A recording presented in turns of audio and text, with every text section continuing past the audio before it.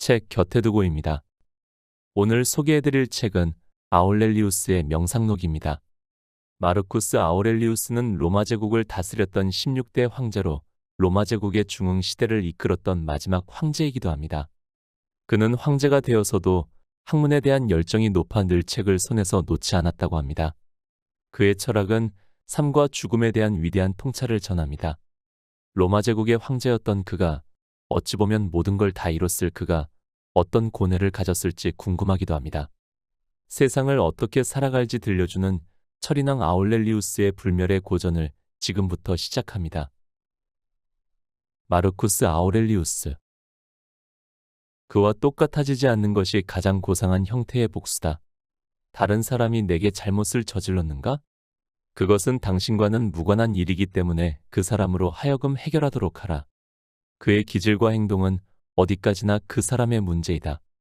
내가 생각해야 될 문제는 우주적 본성이 나에게 부여한 바를 지금 가지고 있는가이며 내 자신의 본성이 내게 행하도록 요청하는 바를 충실히 따르고 있는가이다. 다른 사람의 잘못 때문에 화가 치밀 때는 즉시 자신을 돌이켜보고 나에게서도 이와 유사한 점이 발견되는 것은 아닌지 살펴보라. 나 역시 부와 쾌락, 명성과 같은 것들 속에서 즐거움을 찾고 있는 것은 아닌가. 이렇게 생각하면 그도 어쩔 수 없는 상황에서 그렇게 행하도록 강요된 것일 뿐. 그 밖에 그가 달리 취할 선택의 여지가 무엇이 있었겠는가라는 생각이 들게 될 것이고 당신의 분노도 이내 진정될 것이다. 당신이 할 수만 있다면 그에게 잘못을 강요하도록 하는 바로 그것을 제거해 주도록 하라. 가장 고상한 형태의 복수란 자신에게 대적하는 사람들과 똑같아지지 않는 것이다. 누군가의 행동이 잘못됐다는 생각이 들 때는 나는 왜 그것이 잘못됐다고 확신하는가를 생각해보라. 그런 다음 설사 그것이 사실이라 할지라도 그가 이미 자신의 행동을 뉘우치고 손톱으로 자기 얼굴에 선명한 자국을 남길 만큼 철저히 자신을 꾸짖었을지도 모르지 않는가라고 생각하라. 악한에게 절대 나쁜 짓을 하지 않을 것이라고 기대하는 것은 무화과 나무가 그 열매에서 그 독특한 즙을 내지 않기를 바라는 것과 같고 갓난아기가 울지 않고 말이 말울음소리를 내지 않으며 그 밖에 인생에서 필연적인 일들이 결코 일어나지 않기를 바라는 것과 마찬가지다. 바탕이 악한데 행동이 어찌 달리 나올 수 있겠는가. 그래도 여전히 그 잘못에 화가 난다면 그 사람 자체를 개선하려고 노력하라. 지금 손에 쥐고 있는 오이 맛있은가?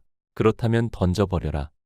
가는 길에 가시덤불이 놓여 있는가? 그럼 피해가면 된다. 그것으로 충분하다. 왜 이런 일들이 세상에 일어나는지에 대해 복잡하게 따지지 마라. 만일 당신이 목수나 제공의 작업장에 가서 물건을 만들다 생긴 대패밥이나 널려진 가죽 조각에 시비를 건다면 그들의 웃음거리가 되고 마는 것과 마찬가지다.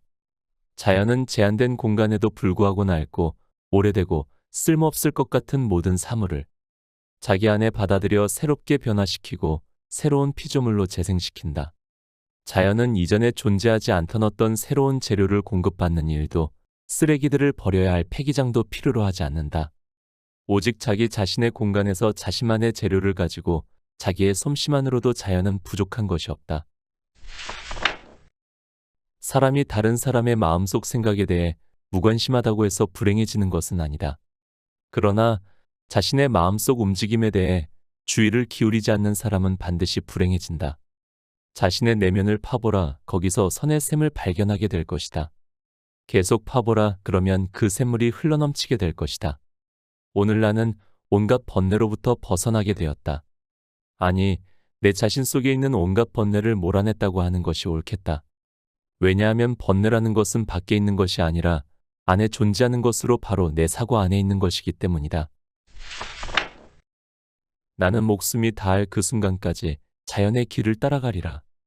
의사들은 질병으로 고통스러워하는 환자들을 눈살을 찌푸리며 내려다보았고 점성가들은 아주 근엄하게 고객들의 운명을 점쳤지만 그들 역시 모두 죽고 말았다. 죽음과 불멸에 대해 끊임없이 장황한 설명을 늘어놓았던 철학자들도 죽었고 수많은 생명을 빼앗아간 잔인한 정복자들도 죽었다. 마치 자신들은 영원히 죽지 않을 신이나 된 것처럼 오만방자하게 다른 사람의 생사를 손에 쥐고 절대 권력을 휘둘렀던 전제 군주들도 죽었다. 또한 당신이 알고 지냈던 사람들의 죽음을 하나하나 회상해보라. 한 사람이 죽으면 다른 사람이 장사를 지내고 그 장사한 사람도 후에는 땅에 묻혀 또 다른 사람이 장사를 지낸다. 이 모든 일들이 순식간에 벌어진다. 그러니 유한한 인생이란 얼마나 더덥고 허무한가. 어제는 한 방울의 정액이었던 것이 내일에는 한 줌의 재로 변한다.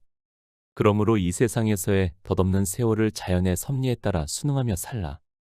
저 잘 익은 올리브 열매 하나가 자신의 생명을 낳아준 나무에 감사하고 자신을 길러준 대지를 축복하면서 땅에 떨어지듯이 평안히 당신의 여생을 마치도록 하라. 나는 목숨이 다해 안식을 누리게 될 그 순간까지 자연의 길을 따라가리라. 날마다 숨쉬던 공기 속에 나의 마지막 호흡을 되돌려주고 내 아버지의 씨와 어머니의 피와 유모의 젖이 유래되었던 대지의 품에 나는 묻히게 될 것이다. 대지는 그렇게 오랜 세월 동안 나에게 일용할 양식과 음료를 제공해 주었고 나의 발자국과 심지어는 여러 가지 이유로 오용했던 나의 과실까지 받아주었다. 사람들의 선의와 사랑을 간직한 채 죽음에 임하라. 누군가 임종의 순간을 맞이할 때 곁에 둘러선 사람들 가운데 그의 죽음을 기뻐하는 사람이 없다면 세상에 그처럼 복된 사람도 없을 것이다. 아무리 도덕군자나 현자의 죽음이라 할지라도 마침내 스승님으로부터 벗어나 자유를 찾게 되었구나. 그는 심하게 야단치는 분은 아니었지만 나는 그가 말없이 얼마나 우리를 무시하는지 진작부터 느끼고 있었는 거리라고. 속으로 쾌재를 부를 사람이 어디 단 한 사람도 없겠는가. 도덕군자의 최후가 이러할진대 우리 같은 사람들은 얼마나 많은 친구들이 우리의 죽음을 반기며 사실 그럴 만한 이유는 또 얼마나 많겠는가. 당신이 죽게 될 때는 이렇게 생각하라. 내가 힘이 되어주고 기도해주고 염려해준 친구들조차도 나의 죽음으로 인해 자기들에게 돌아올 조그만 이익을 기대하며 내가 어서 죽기를 바라는 그런 세상을 나는 지금 떠나게 되었다. 세상이 이렇게 삭막한데 이런 세상에 미련을 갖는 사람들은 도대체 어떤 사람들일까? 이런 생각을 하면 당신은 보다 편안한 마음으로 세상을 떠나게 될 것이다. 그렇다고 해서 그들에게 서운한 감정을 가지고 떠나가라는 말은 아니다. 당신에게 친숙한 이전의 우정과 선의와 사랑은 끝까지 간직해야 한다. 그리고 죽음이 갑자기 목을 비트는 것처럼 느끼지 말고 영혼이 육체로부터 쉽게 빠져나올 수 있도록 평온한 가운데 임종을 맞아라. 예전에 자연은 당신을 그들과 인연 맺게 해주었고 그래서 당신은 그들에게 속했는데 이제 자연은 그 끈을 끊으려 한다. 그럴 때는 이렇게 말하라. 나는 나의 친족들로부터 놓여질 것이다. 그러나 아무런 저항도 어떠한 강요도 없이 나의 길을 가련다. 이 세상의 정지에 있는 사물은 아무것도 없다.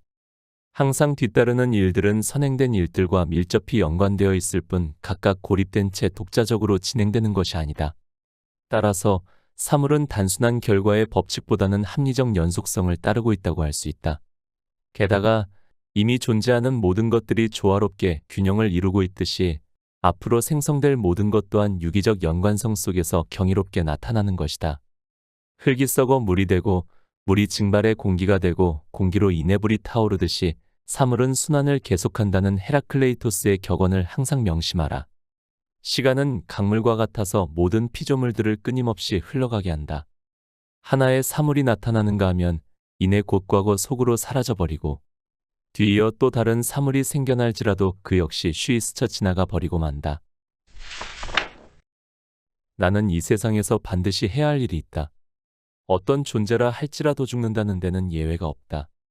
에픽테토스가 말하기를 당신이 자녀와 입맞춤을 하는 순간에도 마음속으로 어쩌면 너는 내일 죽을지도 모른다고 생각하라라고 했다. 사람들이 너무 불길한 말씀이라고 투덜거리자 그는 이렇게 답했다. 그것은 전혀 불길한 말이 아니다. 단지 자연의 한 행위를 묘사했을 뿐이다. 이것이 불길하다면 잘 익은 옥수수를 수확한다는 것도 불길한 일이 아니겠는가. 죽음이란 출생과 마찬가지로 자연의 신비 중의 하나이다. 출생할 때 결합되었던 요소들이 해체되면서 죽음에 이르게 된다. 따라서 죽음은 전혀 수치스러운 일이 아니다. 어떤 존재라 할지라도 죽음은 예외가 될 수 없고 결코 창조의 섭리에 반하는 것도 아니다. 많은 말이라든지 포도나무라든지 존재하는 모든 것은 어떤 목적을 위해 창조되었다. 이것은 전혀 의아스러운 말이 아니다. 심지어는 태양조차도 당신에게 이렇게 말할 것이다. 내가 여기서 해야 할 일이 있다. 하늘에 있는 그 밖의 다른 존재들 또한 이구동성으로 말할 것이다.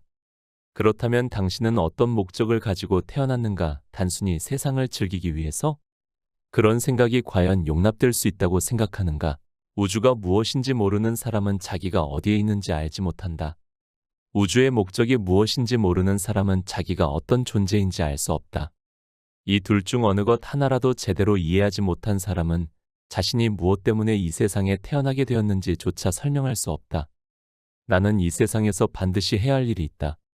그렇다면 자신이 어디에 있는지, 자기의 존재가 무엇인지도 모르면서 소리나 질러대는 군중들의 찬사를 추구하려고, 또는 그들의 비난을 회피하기 위해 애쓰는 사람에 대해 당신은 어떻게 생각하는가? 사람으로 태어나 해야 할 일을 하지 않는 것은 잘못이다. 나는 무엇을 하든 인류에 봉사하는 일과 관련해 행동할 것이다. 나에게 무슨 일이 일어나든 우주적 근원과 관련해 받아들일 것이다. 운명이 부여한 환경에 당신을 적응시키되 그 운명이 그대와 더불어 살도록 한 이웃들을 참되게 사랑하라. 사람이 잘못하는 것은 어떤 옳지 않은 일을 행하기 때문만은 아니다. 해야 할 일을 하지 않는 것 또한 잘못이다. 당신이 옳다고 생각하는 일을 행할 때에는 몸이 얼어붙는 추위에서든 따뜻한 불가에서든, 눈꺼풀이 무겁든지 숙면으로 몸이 개운하든지 비난을 받든 칭찬을 듣든, 목숨이 위태롭든지 아니면 그 밖에 다른 공경에 처해 있든지 개의치 마라. 왜냐하면 죽는다는 것조차도 삶의 한 부분이며 죽는 그 순간에서도 우리가 해야 할 일은 수행해야 될 일이 잘 맞춰지는지를 확인하는 것이기 때문이다. 만일 당신이 외적인 일들로 인해 고통을 받는다면 당신이 느끼는 고통은 그 일 자체에서 기인하는 것이 아니라 그 일을 받아들이는 당신의 관념 때문에 생겨난다. 하지만 당신은 언제든지 그러한 고통을 퇴치할 수 있는 능력을 가지고 있다. 어떤 문제의 원인이 자신의 성격에 있다고 한다면 당장 당신의 품성을 고치는 일에 착수하라. 그 일을 누가 방해할 수 있겠는가? 또한 당신을 괴롭히는 문제가 객관적으로 옳은 일임에도 당신의 행동이 이에 미치지 못하기 때문이라면 그렇게 괴로워하는 대신에 그 일을 실행에 옮기면 될 것이다. 당신은 그렇게 못하는 것은 도저히 극복할 수 없는 장애물이 있기 때문이다 라고 말할지 모른다. 그런 경우라면 염려하지 않아도 된다. 당신이 감당할 수 없는 일들은 당신의 책임이 아니기 때문이다. 그러나 그 일을 해결하지 않고서는 살맛이 나지 않는다고 느껴지는가? 그렇다면 자신에게 주어진 사명을 완수하고 즐겁게 죽는 사람들처럼 그 좌절감을 간직한 채 가벼운 마음으로 세상을 하직하라. 내 인생의 동력 장치는 육체가 아닌 내면에 숨겨져 있다. 우리의 삶을 조종하는 것은 우리 내면 깊숙이 숨겨져 있는 신비한 힘이라는 사실을 기억하라. 거기에는 설득하는 소리도 생명도 담겨져 있어 그것이 곧 그 사람이라고까지 말할 수 있다. 그러나 그것을 둘러싸고 있는 육체나 육체에 붙어있는 다른 기관들을 결코 그 내면의 힘과 혼돈하여 생각해서는 안 된다. 육체의 여러 기관들은 마치 목수의 손에 들려있는 도끼처럼 그저 사용하는 도구에 불과하다. 다른 점이 있다면 단지 몸에 붙어서 자라난다는 것뿐이다. 이런 것들은 모두 자신을 움직이게 하고 멈추게 하는 동력 장치가 없으면 아무런 소용이 없게 된다. 마치 방직공이 없는 배틀이나 작가가 없는 펜, 혹은 마부가 없는 채찍과도 같다. 사람들이 비난을 퍼부어도 순수한 마음은 바뀌지 않는다. 행동은 경솔하지 않게 생각은 모호함이 없이 하라. 또한 영혼은 지나치게 내부로만 제한되거나 너무 외부로 표출되지 않게 하고 쾌락을 추구하는 삶의 여지를 없애라. 사람들이 온갖 비난을 퍼붓는다 해도 그런 것들이 어떻게 순수함, 온화함, 정의를 따르고자 하는 사람의 마음을 바꿔 놓을 수 있겠는가? 어떤 사람이 맑고 깨끗한 샘물가에 서서 샘물을 저주한다고 가정해보자. 그럴지라도 그 샘은 여전히 신선하고 깨끗한 물을 솟아내고 있을 것이다.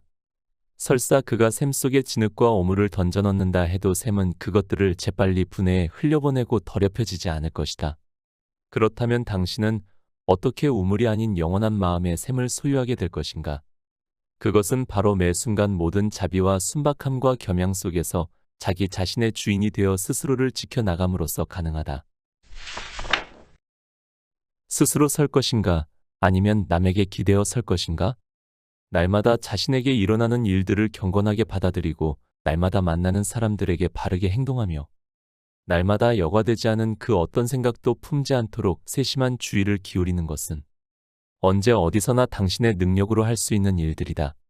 모든 행동에 있어서 그것이 누구에 의해 행해지는 이것을 하는 목적이 무엇인가라고 질문하는 습관을 들여라.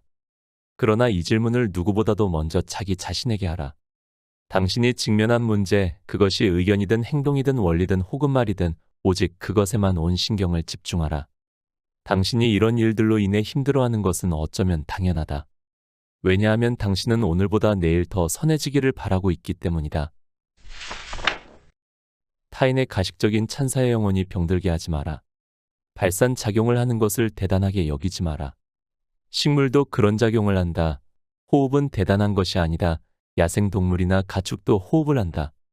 감각기관에 의한 지각활동도, 충동을 느끼게 하는 자극도, 무리를 이루고자 하는 본능도, 또한 영양을 섭취하는 과정도 별것이 아니다. 사실 영양 섭취라는 것도 따지고 보면 배설의 과정과 다를 바 없다. 그렇다면 우리는 무엇을 가치 있게 생각해야 하나? 사람들의 박수갈채인가? 아니다. 통속적인 찬사인가? 그것도 아니다. 찬사란 사람들이 혓바닥으로 치는 박수갈채에 지나지 않는다. 명예에 현혹되는 것을 제거해 버렸을 때 당신에게 남아있는 가치 있는 일이란 무엇인가? 그것은 행동에 있어서든 생각에 있어서든 마찬가지로 자기 본성의 체질에 맞게 사는 것이다. 결국 그것이야말로 모든 훈련과 단련의 목적인 것이다. 왜냐하면 모든 장인이 목표로 하는 것은 그가 만든 작품이 그 본래의 목적에 따라 잘 수능되도록 하는 것이기 때문이다. 포도나무를 재배하는 농부도, 말을 길들이는 마부도, 사냥개를 훈련시키는 사육사도 모두가 이런 목적을 가지고 있다. 사람을 교육하는 가정교사나 스승들의 교육 지침도 동일한 목적을 지향한다. 따라서 바로 여기에 우리들이 추구해야 할 가치가 있다. 만약 당신이 이러한 가치를 진정한 당신의 것으로 만든다면 그 어떤 다른 목표도 당신을 유혹하지는 못할 것이다. 그 밖에 다른 야망들은 그만 포기하라. 그렇지 않으면 당신은 결코 자기 자신의 주인이 되지 못할 것이며 다른 사람으로부터도 혹은 자신의 욕망으로부터도 결코 자유롭지 못할 것이다. 왜냐하면 욕망을 버리지 않는 한 당신은 자신의 욕망을 빼앗는 자들을 시기하고 질투하고 혐오하게 될 것이며 당신이 갈망하는 보물을 차지하게 된 자들에 대해서는 온갖 모략을 그치지 않을 것이기 때문이다. 확신하건대 욕망에 사로잡혀 사는 사람들은 필연적으로 깊은 혼란 속에 빠져들 것이며 신에게조차 불평을 늘어놓을 것이다. 그렇지만 자기 자신의 이성을 존중하고 귀하게 여기는 사람은 스스로 마음속 평안을 누리며 사람들과도 평화로운 관계를 유지할 것이다. 또한 신이 자신에게 어떠한 운명을 부여하고 예정했든지 그 뜻을 기쁘게 받아들이고 순응함으로써 신과 조화를 이루며 살게 될 것이다. 곁에 두고의 짧은 생각. 책을 읽다 보면 어느 순간 내가 이 책을 왜 읽고 있지? 라는 생각이 들 때가 있습니다. 눈으로 글을 읽고는 있는데 무엇을 얻고자 이 책을 읽나 싶을 때가 있습니다. 그럴 때는 잠시 책을 손에서 내려놓아야 합니다. 그럴 땐 책을 멈추고 자신의 마음을 더 들여다봐야 합니다. 마음 상태가 어떤지, 내가 어디로 가고 있는지를 살펴봅니다. 저기 멀리 목적지를 바라보고 있던 내 시선을 잠시 가까이 있는 나의 발걸음으로 시선을 돌립니다. 지금 걷고 있는 이 방향이 옳은 방향인지 잘 가고 있는지 확인합니다.